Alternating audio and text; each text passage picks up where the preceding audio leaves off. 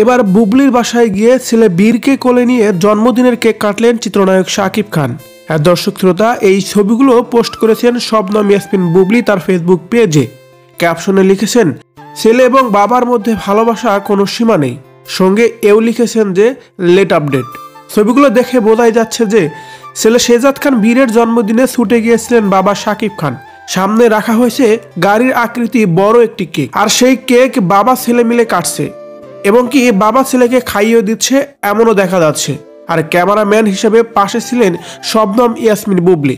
তাই তো বুবলিকে সেই সব ছবিতে দেখাও যায়নি, শুধুমাত্র বাবা ছেলে আনন্দ করছিলেন আর বুবলি সেগুলো ধারণ করছিলেন এমনটি জানা গেছে।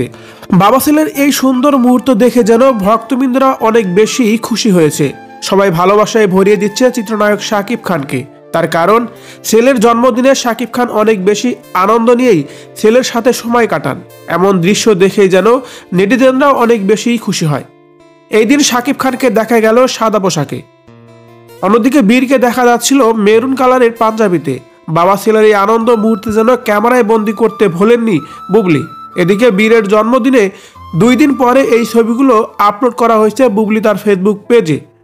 এর আগেও অবশ্য বুবলি তার ফেসবুক পেজে বীরের জন্মদিনে মাদ্রাসা ছাত্রদের সাথে একটি ছবি পোস্ট করেছিলেন। ছবি পোস্ট করে বীরকে শুভেচ্ছা জানিয়েছিলেন জন্মদিনের। বুবলি অবশ্যই এখানে এমনভাবে উল্লেখ করেছিলেন যে বীরের জন্মদিনে মাদ্রাসার ছাত্রদের নিয়ে বরাবরই কুরআন পাঠ করানো হয়, এবারও তাই করিয়েছিলেন বুবলি।